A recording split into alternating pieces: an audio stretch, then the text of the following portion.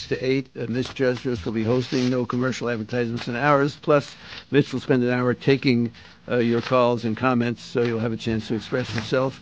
Coming up next is IMRU. Rebel Alliance News wants to thank our engineer, Wendell Handy, all the tireless contributors like Polina Vatsilia, Van Garrison, the creative Rebel Alliance News, Ziri Rideau, Don DeBar. You can listen to the Rebel Alliance News podcast on SoundCloud and Audacity. Please stay tuned for IMRU. Have a great night.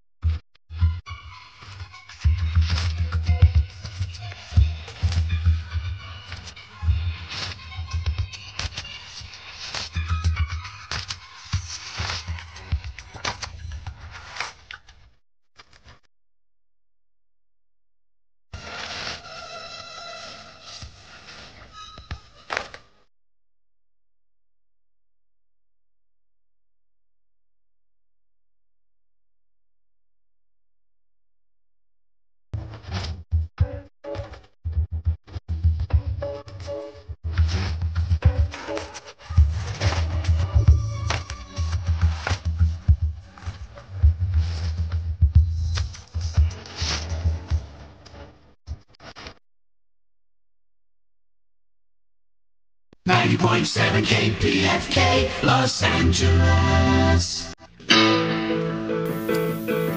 If you're gay, then you're gay. Don't pretend that you're straight. You could be who you are any day of the week. You are unlike the others, so strong and unique. We're all with you.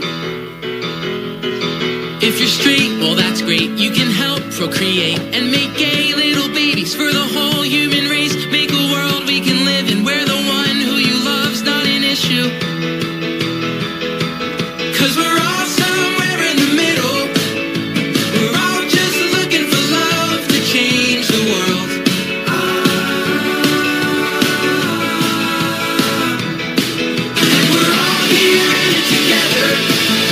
We're one step closer to breaking down the walls.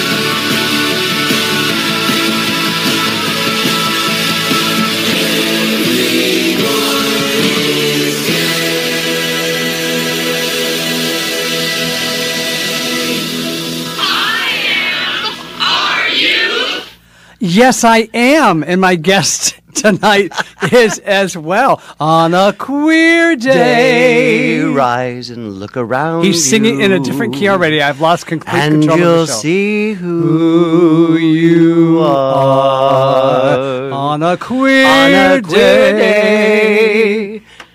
It Yes. will astound you. It will astound you. I cannot that the hear myself glow now. of your being will outshine the sun. every star. Every star. There I am.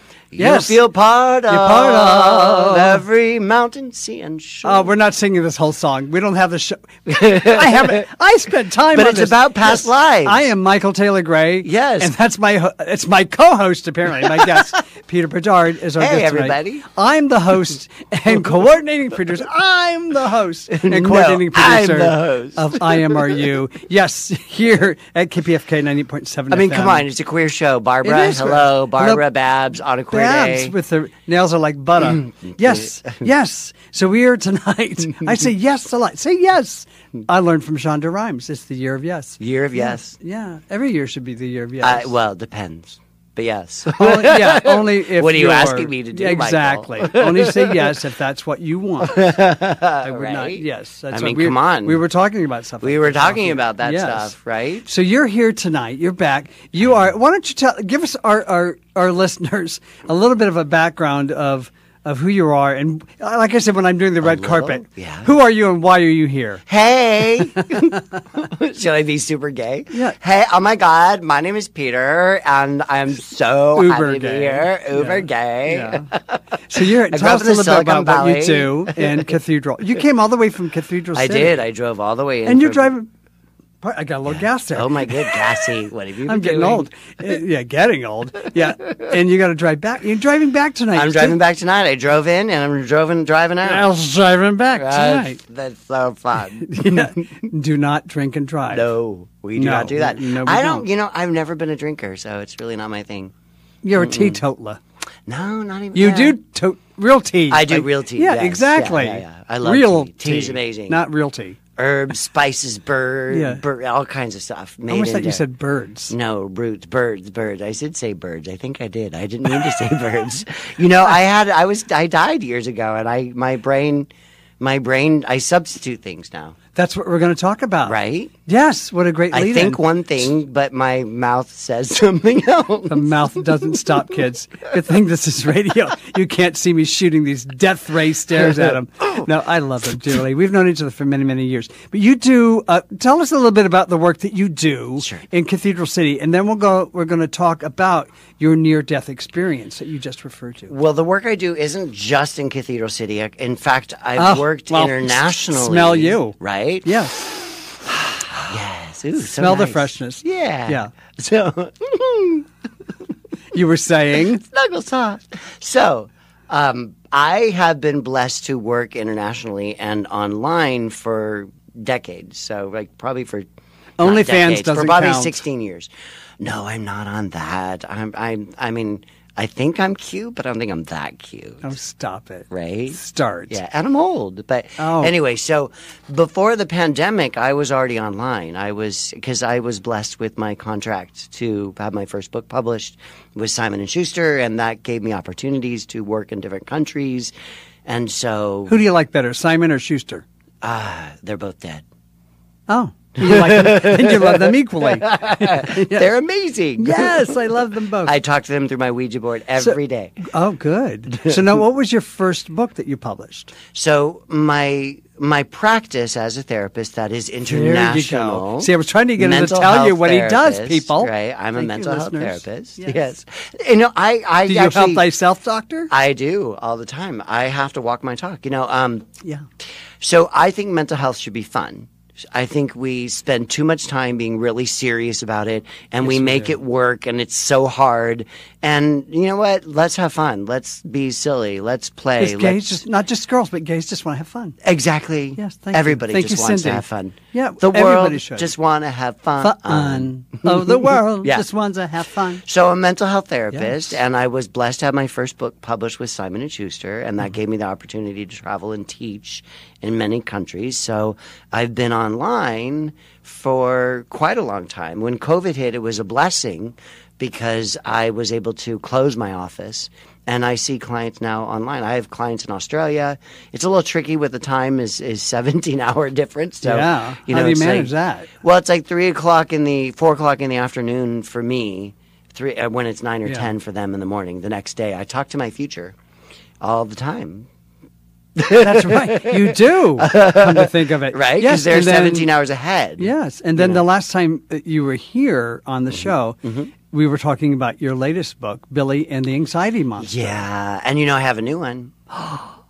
So it's Billy and the Anxiety Monster. So it's the same form. It's the same book, but it's now all the images have been turned into line drawings. So it was an 8.5 by 8.5 square illustrated book in a children's style for adults.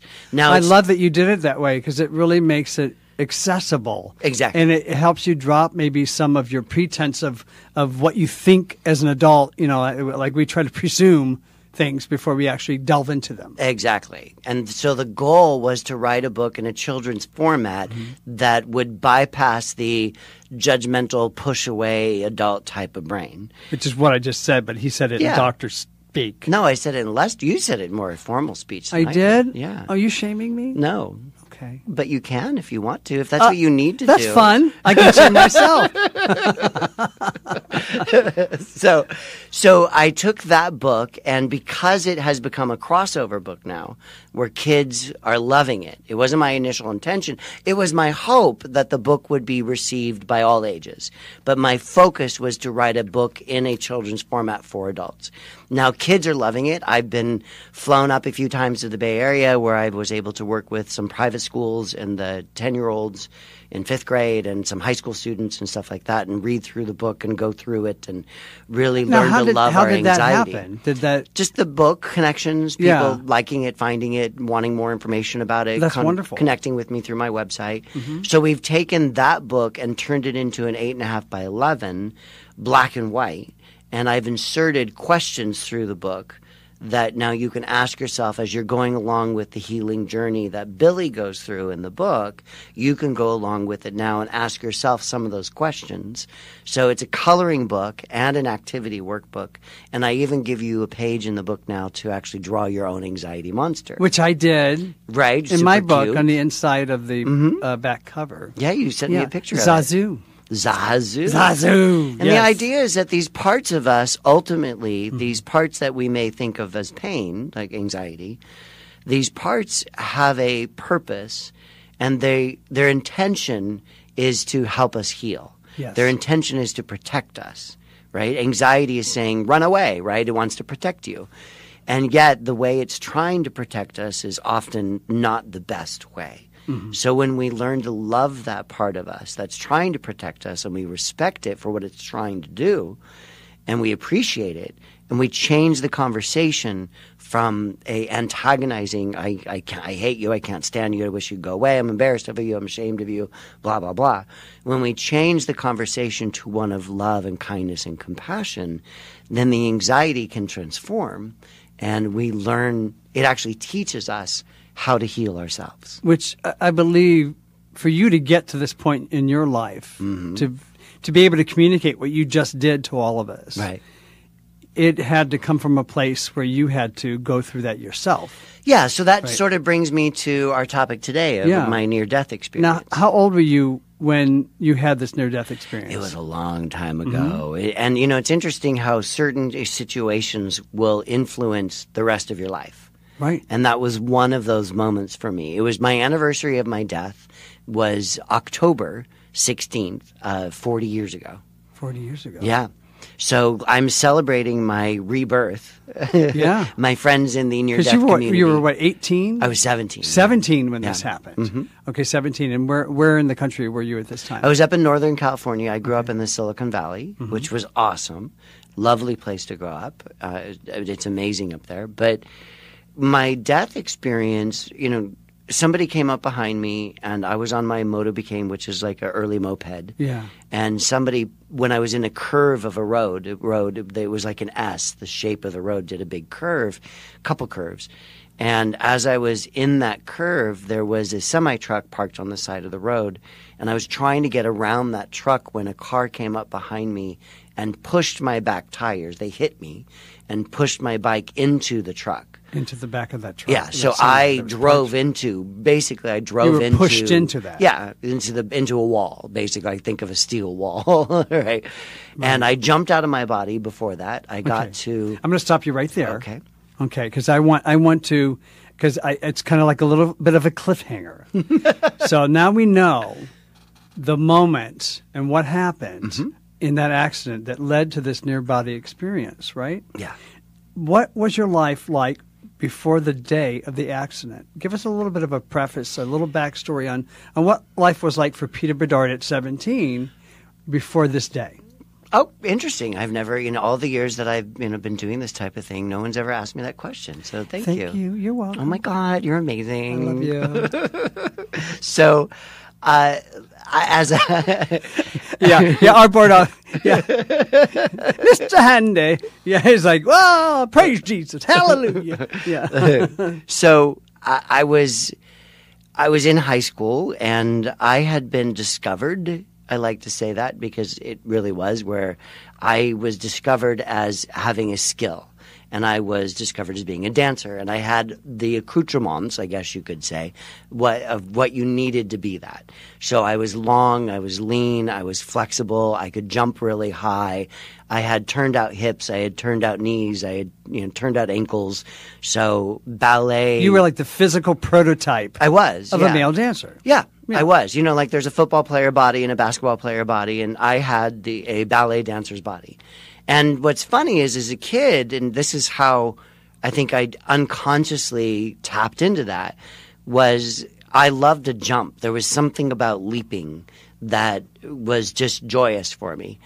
And so, It comes from the soul of a gay boy. As a gay boy, You love absolutely. leaping and Oh my frolicking. God, I love to jump. So I remember, I grew up in the suburbs, and there was maybe a row of maybe 4 houses, and each house had some sort of obstacle on either side of its front lawn or on the side of the driveway, whether it was a short fence or Universe put it there just for you. Oh, I would be like jumping hurdles. So whether it was like a low bush or a short fence or an ornamental something, or whether I would go as far as I could, several houses down the block, and I would run across all of the front yards. Think like 5 or 6 front yards. Oh, wow. And I would just leap and leap and leap. Right? Kind of like the steeplechase in the Olympics. Kind of little more bit. like hurdling and doing Fine. the hurdles in cross country or Oh, it's track and field. Yeah, okay. And I was a natural at it. Like Yeah. it was fun for me to move my body. Now, in who that way. discovered you? So I was in the theater as a kid. So I at 8, 9 years old, I started doing theater, and I was one of the kids that I did kids theater, but I also did all the adult theater. So I grew up fast because I was in the adult shows. Like some of my first shows were 5,000 seat theaters. Wow. Big, and I was the kid with that one line, Yeah. like "It's a helicopter," jumping up. That was my one line, right? So, but I did those type of shows, and that's where I was. Fantasy Island, the musical. Right. The plane. Yeah, yeah. So it was fun. And I had grown up in the theater. In high school, we were doing show choirs, kind of think of Glee. Yeah. And we had our show choir group, and we were out competing, and we won a bunch of awards. And it was just something that was there. We hired a couple choreographers. Those choreographers got together and said, we need to get this guy a scholarship. And they sort of plucked me from the show choirs and brought me to a studio. And they convinced the owner of the studio, because I grew up poor, they convinced the owner of the studio to give me scholarships. So she saw me, she invited me in for a class. I took the class not knowing anything. Like Billy Elliot. Yeah, it the American really version. is the Billy Elliot story, because Yeah. I just wanted to be a dancer. I wanted to be an actor. I wanted to be a dancer. I wanted to do all those types of things. And my dad was a Marine. My parents never, my dad didn't graduate from high school. He tested out. My mom graduated, but neither one of them were So here educated. you were having that possibility of being able to go a step forward. Right. It's like that traditional American dream, like doing better than the generation before and having opportunities maybe that your parents didn't have. Yeah, absolutely. And so you were giving these scholarships, and so you were at that precipice of starting this life of maybe being a professional dancer. Was that a dream, a possibility? Oh, it was an absolute dream. Yeah. For me, going into the dance studio, when I discovered that I could dance and that I could go into a studio and I could take classes, it was like I felt for the first time, because you put all the gay stuff with it, growing up gay, and then the Billy Elliot story. My dad was a Marine. My parents weren't very educated. They didn't know all that type of stuff. So that was a whole new world. It was a whole new world to Yeah. them. Going from high school just to work In high was what school, our parents knew. Right. Well, and my dad started working. He tested out and started working as younger. He didn't graduate. Oh, wow. So that was my home. Like that was a place where I felt safe, because I didn't necessarily feel safe in my family because I just didn't fit in. As the gay was that thing. because of the It was a gay being thing. part My of the parents- LGBTQ? It was again Billy plus Elliot. community. Yes. Yeah. And so had you not come out yet? No, I was 17. Did when you the know you were accident gay? happened. Oh my gosh. So Okay. I knew I It's was like Leslie gay. Jordan would have said, he fell out of his mama's womb right into a pair of high heels. Oh yeah, absolutely, absolutely. I mean, I remember I remember there's 2 really clear moments that stand out for me. One was when I was in kindergarten, and I remember standing. So the kindergarten I was in had a fenced-in area just for the kindergartners that was in the bigger playground area. Yeah. But we could only stay in our fenced area, but we could look out and see all the older kids running around the field, right? I was with a group of girls. This is my memory. Same as me. Standing with all the girls, Yep. watching all the boys, Yep. and be like, "Oh, he's so cute," doing all that. My kind of kindergarten class, inside the classroom, had a little nook that was like a little kitchenette stuff. Yeah, with toys in it. And I would hang out with girls in the kitchen. yeah. That's And what I would, yeah. something happened. The moment, why I remember that moment, and I don't know what happened that triggered the memory or the feeling. Yeah. In that moment, though, I knew that my watching the boys with the girls and giggling about the cute boys was a problem. And I remember at that age. I remember stopping, Yeah. looking at the girls, looking at the boys, and walking away. Wow. And somehow I learned at some point that the behavior I was having was not safe and was not okay.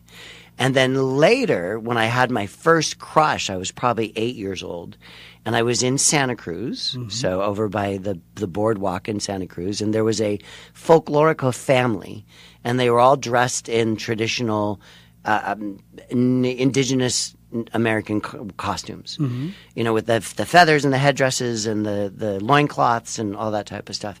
And I could not take my eyes off The loincloth. There was a little boy, probably my age, that was there, and he was dressed in the costume, and I could not stop staring at him. And I knew that was the second time I remember feeling shame. Like I knew I had to force myself to turn away. Yeah. Because I was mesmerized. You were fascinated with the male physique. I had a was similar mesmerized experience like by that his when I was beauty. 10. But we Wow. won't go into that. But yeah, so we have very similar stories in that regard. Well, we're going to get back on track with our near-death experience Yes. as well. We're going to take a little break here for KPFK. And on the other side, we're going to talk to our guest, Peter Bedard, more about his near-death experience. We'll be right back. This radio station, KPFK, is now over 64 years old and has persisted in fulfilling its mission as an independent, non-commercial community radio institution. In those 64 years, KPFK has provided rich media opportunities for many to participate and contribute to a lasting understanding between nations and between the individuals of all nations, races, creeds, and colors. KPFK's work is carried on by each new generation of radio practitioners and listener sponsors, and they're aware that at the end of the day, no one person or group is more important to KPFK than the institution itself. And KPFK will not succumb to any one crisis or challenge. We've weathered many storms over the years, and with your help, we'll continue well into the future. Please ensure KPFK's longevity by making your pledge now at kpfk.org/donate or call 818-985-5735. That's 818-985-KPFK. Thank you.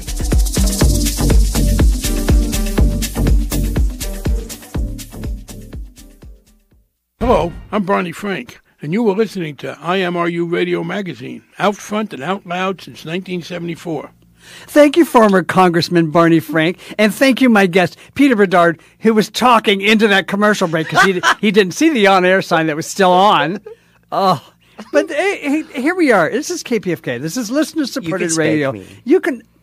He gave me permission to spank him. You heard that, and I have a witness, my board-op Wendell Handy, who's now saying I have nothing to do with this. Nothing to do with this. Nothing to do with it. He's covering his ears now. Yes. So welcome back. Yes, this is part 2 of tonight's show with Peter Bedard and his near-death experience. Now we led up to what life was like for you at 17, and this promising life that you had this of being a professional dancer, which is a real possibility for you. Yeah. And then you're driving your motorbike, and on this kind of S curve, right? There in up in the Silicon Valley where you were growing up, and this car. As you were trying to get around that parked semi that was on the side of the road, you needed to make space and go around it. Just at the same time as this car was right behind you and ended up pushing you. Yeah, and the weird thing into that is back of that truck. It did. And so I was coming home from my grandfather was every now and then he would play his banjo or guitar in the vaudeville circuit back in the day. So he had his own store and he was a worker in the mills and stuff like that. But when they needed somebody to fill in every now and then, and I was fascinated with that, the idea of vaudeville and variety acts and different performances, and the fact that I got to sort of do some of those things that he did was I felt this connection with that. And I was in a show the night that I was coming home and when I died. I was in a show. I was only 18 years old, so legally I couldn't be in the theater because they served You were alcohol. 17 at the time. I was 17, yes, sorry. And they couldn't serve alcohol. So because I was 17 at the time, I couldn't be in there. I could be on the stage, I could perform, but I had to leave. I couldn't be in the space. And it was a vaudeville show. And it had your red hot mama and your evil villain that you booed and hissed and people that's threw fun. popcorn. Yeah. It was so much fun. I actually got to play a horse's ass. I actually Just got don't be there was, one. It was right. No, there's a costume. Like I was the horse's Yeah. ass. It was amazing. It was awesome. So now, right? now the accident happened before So you were after supposed the to show. This was So after the show. It was it opening dark weekend. Out? It was dark out. It was probably Oh. around 10 o'clock, 10 something, I didn't realize 10:30 what at time night. of day it was. Yeah, it was late. It was later at night. The show had done. My mom and dad wouldn't let me go to the after show party. Yeah. Because they were very, very protective, and Yeah. I was very angry. Because here I am. It's only a few months away from my 18th Yeah. birthday. I've always been the good one. Were you good angry when son. you were driving? I was super angry. Oh, wow. Yeah. And that's important because when I went to the other side, there was no anger. Like none of that exists. So the accident happens. You get pushed into the back of this semi. So this What car happens comes next? up behind me, and it's we're in the suburbs. There's not a lot of cars. There's a 2-lane road in either direction. Why a car was driving next to me, and he came from nowhere. Like he was driving really fast and drove into the street. We never found out who it was. I have a vague idea in my head that it was a male, and it was a really big car. It was like one of those old school long, Like an old Cadillac? Yeah, like a big, long, heavy car. Yeah, yeah. So I jumped out of my body before the impact. I knew Really? I was, so I got to watch Because it. I was going to ask you, like, at what moment do you recall experiencing this near death? So it happened before the actual impact. Right. So that's something that as That's I talk to fascinating people to me. that go through these things, Yeah. at times some people need to go through the death experience, right? They need to have their body, feel their body impacting, hitting Yeah. the thing. They need to be in the experience, right? Yeah. For whatever reason, I didn't need to do that. Okay. I can- was. Can you share any specific sensations or emotions that you felt Oh, yeah. during the near-death experience? Absolutely. So I was in this angry place, being very, very resentful to my parents. Right. And then I jumped out of my body, and I saw the whole thing happen. I saw my bike hit the semi-truck and bounce out in the street. I saw my body hit the semi-truck, bounce out in the street. I saw the car drive away. And I remember thinking to myself... Is this how you know a little bit about the car itself? Yeah. Okay. Yeah. I also think I saw them in my rearview mirrors because I was trying to get over, Yeah. and I could see that the car was Because on you could my... see some headlights. Yeah, it was like glaring. Yeah. Right.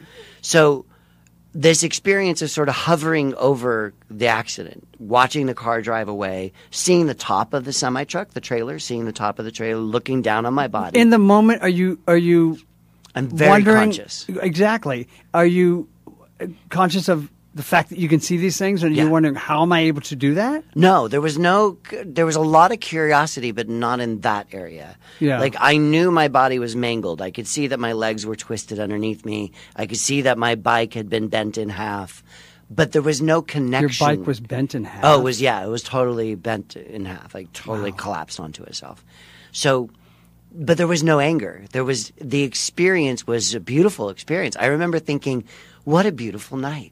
I remember it was one of those October. So you went, it was like yin and yang. You went from Absolutely. a complete, like, that anger, that heightened sense to the sense of real calm. Peace.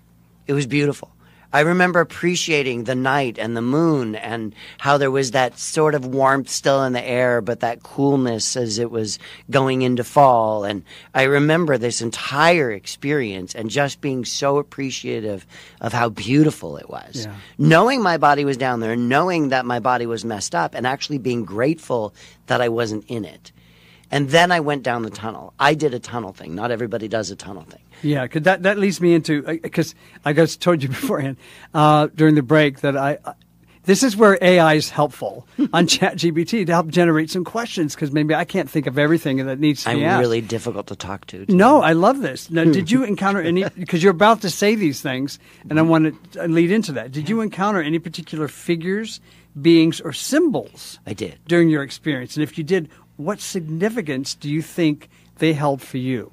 Well, I don't know the exact significance, but I'll tell you what happened. Okay. So I went from this awareness of this beautiful night, looking at my body, understanding that I was dead, knowing I was not in that consciousness anymore. Then suddenly going down this tunnel. It was literally from like snapping your fingers. Suddenly I was in this tunnel now, and I was shooting. Because we hear down that commonly, right? It's 50%. Some people do a tunnel, some people don't. Oh, okay. Yeah, not everybody does it. I did this glowing, turning white tunnel, and it was.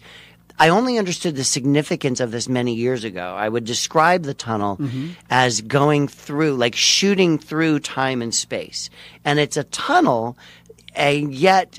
It's a tunnel of pure energy and light, and it's moving. And so I'm shooting down the tunnel, but the tunnel is also rotating. So you feel a sensation of actually you're traveling through that space? Yes. Okay. What I learned many years ago is how the universe itself, how our galaxy actually moves through time and space. And in my head, because of the way I was taught, the sun just moved straight through the universe and the planets just rotated around the sun. Right? But that's actually not accurate.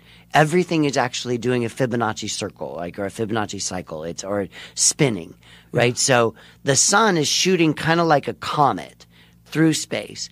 And the planets are kind of like the tail. They're actually not rotating necessarily around the sun. They're sort of corkscrewing in an ellipse following the sun in a way. Wow. Right? Mm-hmm. And I don't know, look it up. There's some great graphics on it. But yeah, we give you homework here on IMRU. That was an the educational show. It was this corkscrewing kind of energy of not the static sun is stationary with the planets rotating around it. Yeah. Everything is actually shooting in a direction. So there you are, shooting through this tunnel. I'm shooting through this tunnel, and then just like I got in it, suddenly, snap, I'm on the other side. And I'm in this beautiful space. It's a space of pure energy and light. And the color, like, it's hard to describe it except if you've ever looked through a crystal when the sun shines through it and you get the refraction of color. The prism. Yeah, the prism. Yeah. That's what it was like. It was this beautiful white with these amazing colors, and colors that I can't describe, like colors that go beyond the human experience of how we perceive color. Mm-hmm. You know, I think like seahorses perceive like something 90 different, more colors than we do.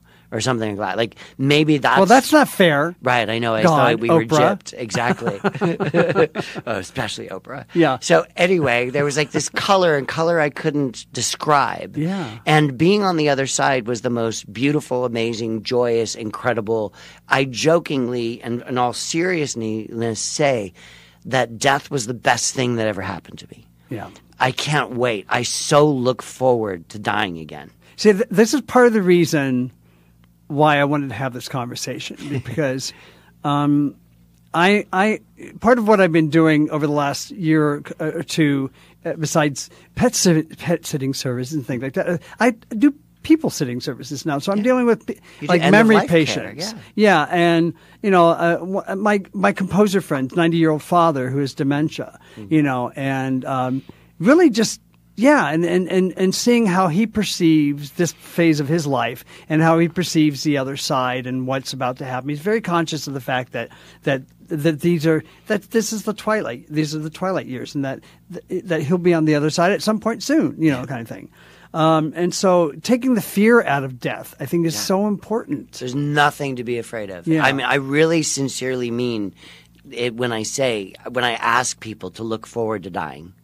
It is the most beautiful. So to hear somebody say that, it's incredible to me. It's the most beautiful, the most amazing, the most loving. If you can take every experience of love and compassion and joy and bliss and multiply it by the largest number you could imagine, you know.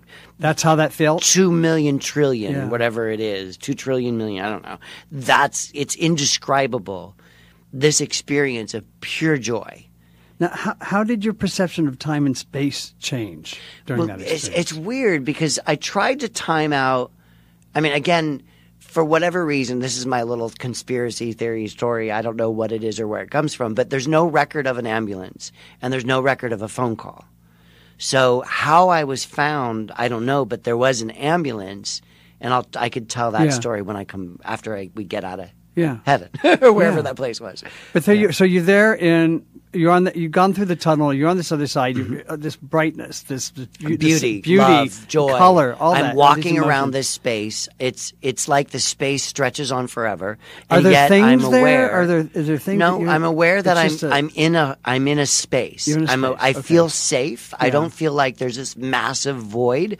I'm aware that there's a massive void. Right. But this, like the feeling, it doesn't you would feel think- like that. It doesn't feel You don't empty. feel like it feels you're in an empty full. space. It feels full Okay. of life. Do you feel any sense of any other presences? Not yet. presence I there? can see my body. Okay. I look down and I can see my body. It's kind of glowing, and it looks like me.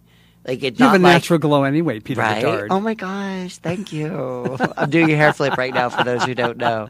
So I'm in this place. I'm super curious about everything. I'm wondering where everybody is. I thought when you died, your ancestors were going to be there to greet you. My dog that passed on. Yeah. Where's I my expect dog? my Aunt Josephine to be the first person there to Absolutely. say, My "Come on great-grandmother in." that died right before Yes. I was born. Forever, whatever reason, I've always connected with her and wanted to see her. And there was just a sense of curiosity about everything, absolute curiosity. I remember turning around in this curiosity as I'm thinking, where is everybody? Yeah. And I turn around and I see this man. And I have no idea who he is. And I'm literally in my consciousness thinking, who the hell are you? Like, I'm having that thought. I'm saying that. You in really my- have that- in Who that the hell moment. are you? Oh, wow. Like, who are you? What's So going on? Peter What- was still what- there. Yeah, absolutely. Yeah. Yeah. I would. Yeah, exactly. My personality Yeah. was fully intact. That's amazing Right? to me. Yeah, because I wonder about that too. Oh no, you are who you are. Yeah. And at the same time that I see him, I'm having these thoughts of who is this person? I feel like my heart is ripping out of my chest. It's this painful ecstasy that the only way I've been able to describe Painful ecstasy. it is. And the only way I've been able to describe it is there's a back in the Middle Ages, there were these nuns that would commit themselves to Jesus. Yeah. And they would talk about this ecstatic bliss and this painful experience of connecting with their God. Right? That's kind the of like only having an literature. out-of-body experience, you It think, is. for It's describing? well, it is an out-of-body experience. Yeah. I'm Which out is of my definitely what you were doing. Yeah. Yeah. There's this, but it's painful. Yeah. But the pain is ecstatic. I don't know how to describe it except in that way. I feel like my sternum has been cracked open. Yeah. And my chest is being flayed open. And my heart is literally exploding out of my chest towards this man.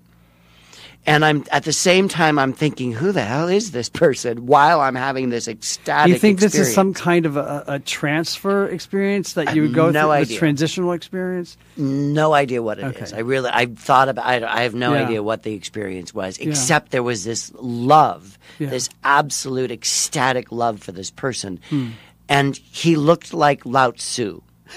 Who's that? So Lao Tzu is the wise is a Chinese philosopher, a wise old man is what Lao Tzu means. Yeah. It's a philosophy, the teachings of Lao Tzu.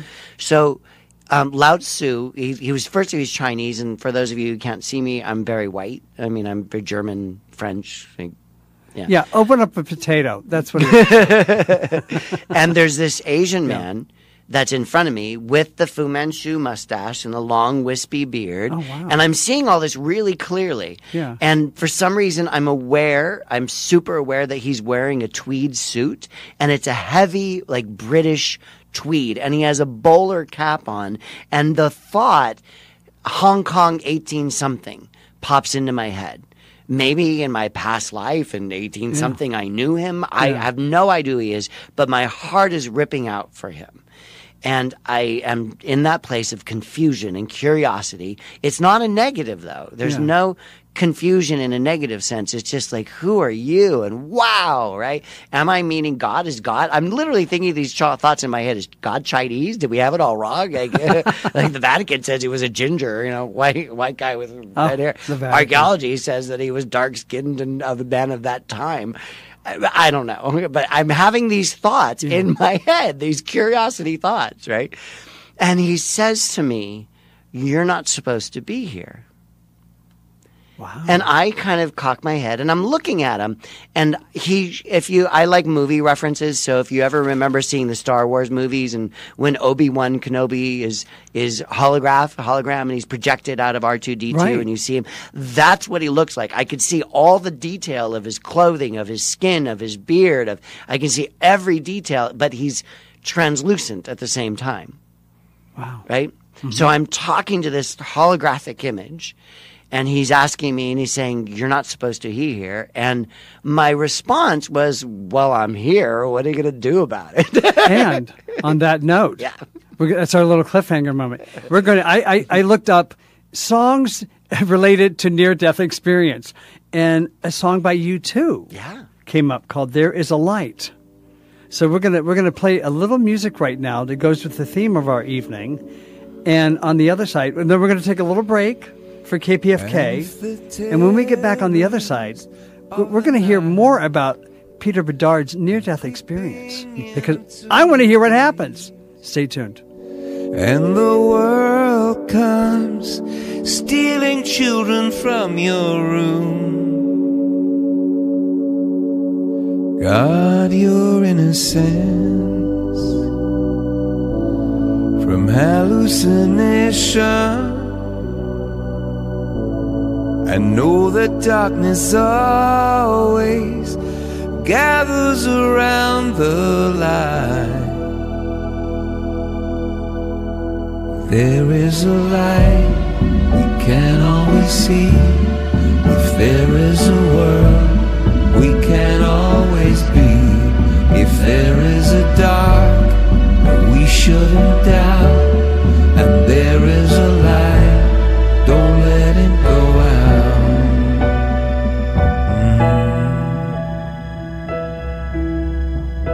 When the wind screams and shouts, and the sea is a dragon's tail, and the ship that stole your heart away sets sail. When all you've left is leaving, and all you got is grieving, and all you know is needing.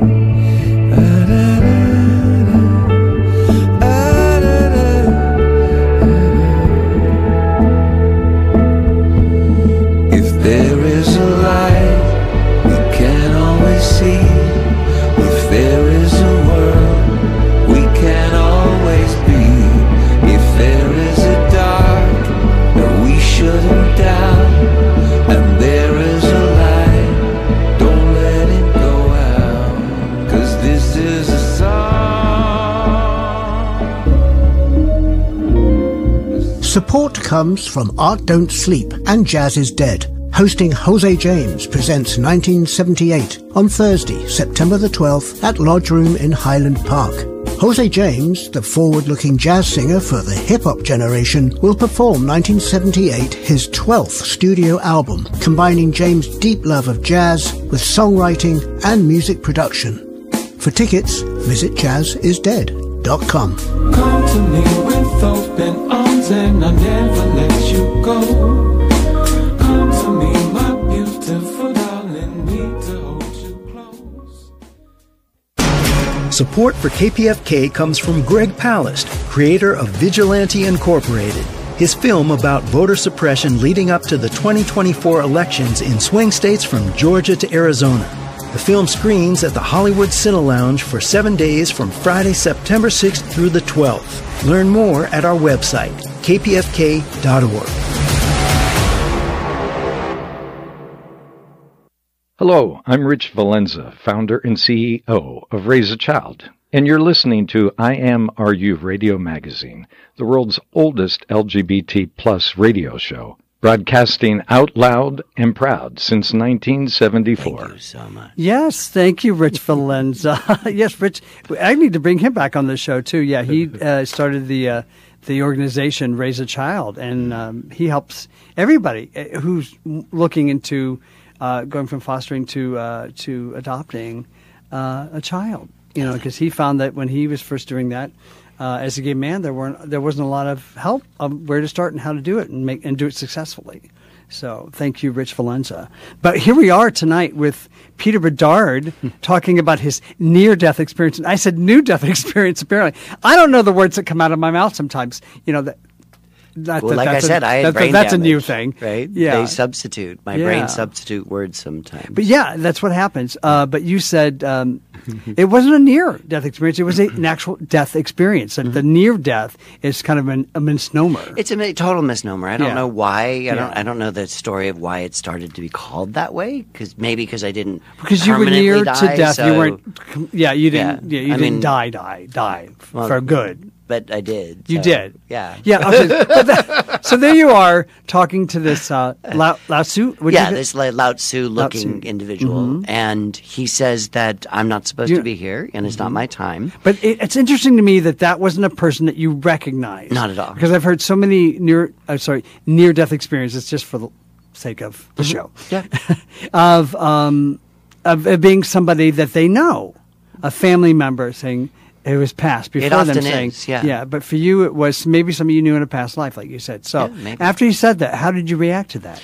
Well, my response was, well, I'm here. There's Peter again. Yeah. And then he said, you can't be here. You have to leave. And that anger that I talked about at the beginning. All of that anger, I felt unloved and rejected and unwanted, and heaven doesn't even want me. And I flipped this god or person, whoever he was. Did you flip them off? I totally flipped double. I did each hand. You did did the double bird. Wow! And I said, I said, "F you." Oh, I said, "F you." I'm here. Wow! Right? And how did Lao Tzu respond to that? Well, the next moment, I didn't even go down a tunnel. I was just back hovering above my body. I was not in my body, but I was hovering above it. That quickly? That quickly, yeah. Wow. Yeah, I was back into our human consciousness. Yeah. So there you are. It wasn't my time. That's what he said. It's not your time. You're not supposed to. So that you're back there, and no. What if any messages or insights did you received during this experience, and how have those influenced your perception on life? Well, from the specific experience, none, and I've always been kind of resentful for that. I have a little soul sister who's had a very similar near-death experience. We met because we were both speaking at an event, and she told her story, which I didn't hear, and then I was backstage, and I came out and I told my story, and as she was leaving, she heard me telling the story, and she started getting really angry because she thought I had plagiarized her story. So she, though, was on the other side, and she had this whole life review experience, and she was given all these gifts, and she already was psychic, but she came back like super psychic. Oh, wow. And I've always been kind of like, really? Really? Come on. Like, where's my little extra sensory? I got cheated. I got gypped. There was no gift store? I died for nothing. There was no gift store? There was no gift store? There was no. No. So you don't belong here. Get out. Yeah, exactly. Well, and that was... You weren't exactly nice to the host. Right. Just saying. Well, you know. Yeah. I mean, it has informed my life ever since. Yeah, I was going to say, how did this experience affect your views on the afterlife or the nature of existence? Oh, everything. Like I've struggled with this at times, but one of the things I learned was there's no how do I say this? To take absolute responsibility for who you are and what happened in your life. Yeah. Is one of the things I learned from that. That, yes, this was something that was done to me, but I accepted it. Right? Mm-hmm. And I have no choice but to accept it. It happened. And I could resist. I could try and fight it. I could try and discount it. I could let it define me in a negative way. Right? It ended my career. It took away my voice. It took away my future potential in the world that I felt that was mine, what I came here to do, which obviously there's more, right? It took away my identity. And I had to radically accept that. And as a therapist now, I've been a therapist for almost 20 years. As a therapist now, I encourage my clients to have radical acceptance. What you said, I don't know if you can tell, but it's just one thing in not having the camera here, not you just listening to it on the radio. You would have seen my face. That profoundly affected me, what you just said. That idea of having full accountability and acceptance for who you are and all your actions. As you are. And what has happened to you. Yeah. If you were raped, if you were molested, if you were abused, if you were held at gunpoint, if you were given HIV, if whatever it is, to radically accept that. Yeah. To say yes to it all. Right? Yeah. Now, did you notice any changes in your personality or behavior after this experience?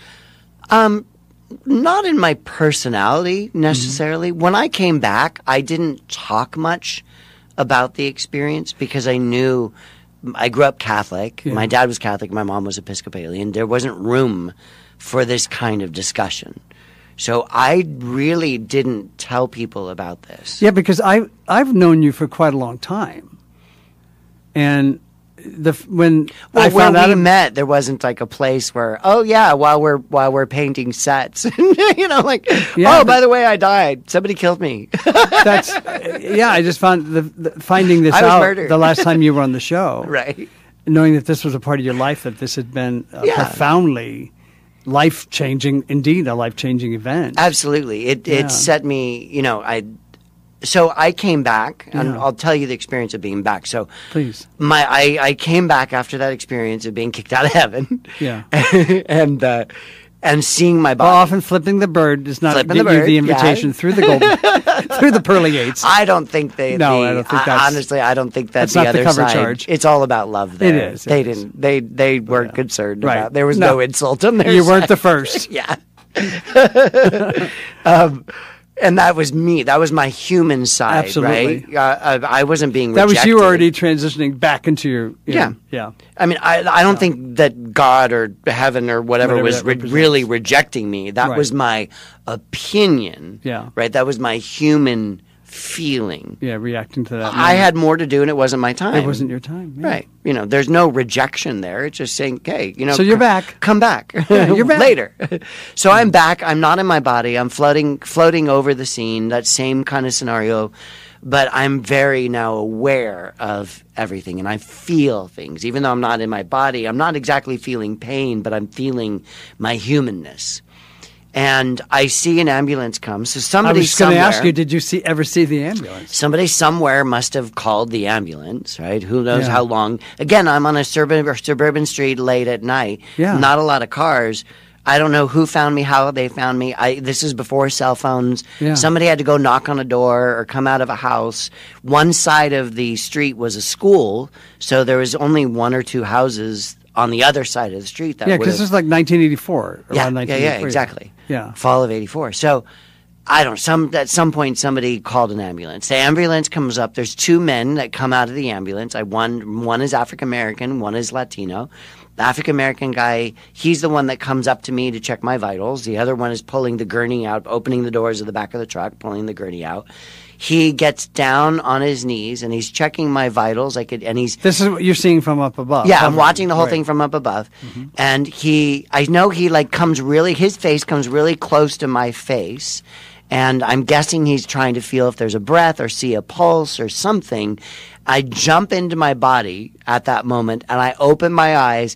And if you've ever watched Tigger from the Winnie the Pooh series, right? Yeah. Tigger jumps up like, bang, right? This very, very large African-American man is suddenly airborne. Yeah. That's like what I did when I was watching the end of Carrie with my family.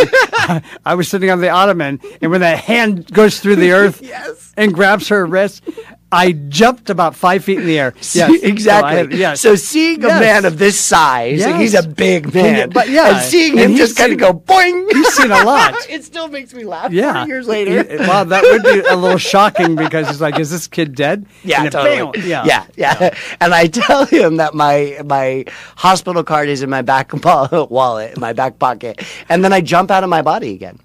What? And I watched You them. just jumped in long enough to give them a little information. I just gave them some instructions. That's so helpful. I know, so right? I'm very helpful. Wow. Wow. Why would you? I did not want to be in that. Because you felt the pain. I felt the pain, and I knew that. So I remember thinking to myself, this curiosity of, oh, I guess this is how ghosts are made. Because I'm not jumping back in that body. Oh. So I'm floating over my body, consciously deciding to not go back in it. Because I don't want to be in that pain. I saw what my legs looked like. I saw what my body looked like. Yeah. I knew the pain that was happening in my physical form. And I decided right then and there I wasn't going back. And I saw them put my body. You have a strong spirit, young man. Yeah, I do. I watched them put my body on the gurney. Yeah. Put the gurney into the truck, close the doors of the truck, and drive away. I saw all of that happen. And you stayed right there. Yeah. Now the next memory I have no idea what happened between that moment and the next moment. I have no idea. And there was a considerable amount of time. The next memory I have is being in my body, opening my eyes and seeing the ugly white dropped ceiling. In the hospital. Saying in the hospital and saying to myself, crap. Yeah. I don't want to be here. Well, when we do the director's cut version of this, we'll fill in that space. Oh, can I? Oh. Wow. Yeah. Wow. Now, how has this near-death experience shaped your relationships with other people and your approach to life? Because I'm thinking a lot of this has led you to where you are today. I've that just 20-year career of being. Well, honestly, it's made dating hard. Wow. As strange as that may sound. Why so? Because I'm really. This is my experience. Yeah. So I don't have a lot of room for that. Yeah. And I don't tolerate a lot of that stuff. And it's led me on my path because I was in tremendous amount of pain. I had to learn how to walk again. I had to have my leg rebuilt. I cracked 5 vertebrae. I split my wrist open. I had brain damage. I had nerve damage in my dominant right hand. I had to recreate. I was completely lost. I had to recreate my entire life. And to this day, right now, I'm probably at a 5 in pain.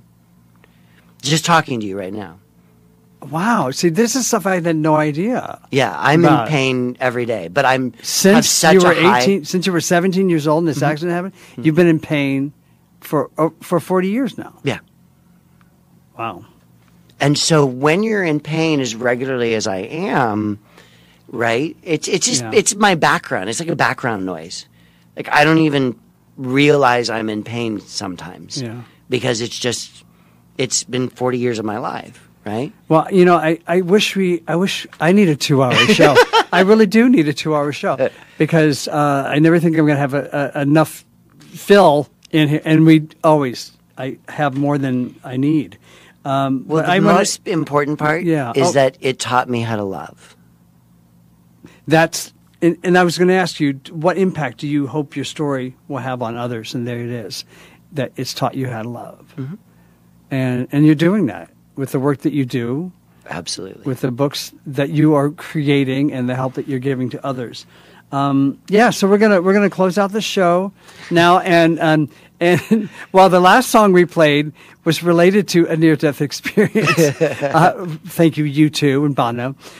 This song has nothing to do with that, but it has to do with love and celebration. Right. Because every time I hear it, it makes me happy. Right. This is Boogie Woogie Bugle Boy, as done by the only divine Miss M, Bette Midler. Yes, I want to thank you, Peter Bedard, for the joy that you do bring to this world. And, to live in pain as long as you have and to infuse it with joy is so important. Now, how do we follow you? How do we find you on the interwebs? Well, my last takeaway is just that you can't get this life wrong. Wherever you are, no matter what's happened in your life, no matter what you've done or what's been done to you, you can't get it wrong. When you die, and you will, you are embraced with love. And to look forward to that love. Not saying to, harm yourself, but to absolutely recognize that you can't get it wrong. Everybody goes to heaven. So live your life every single day. Absolutely. Tune into KPFK. Listen to IMRU every Monday. And find me on Facebook or Instagram or YouTube or LinkedIn. Peter Bedard, Peterbedard.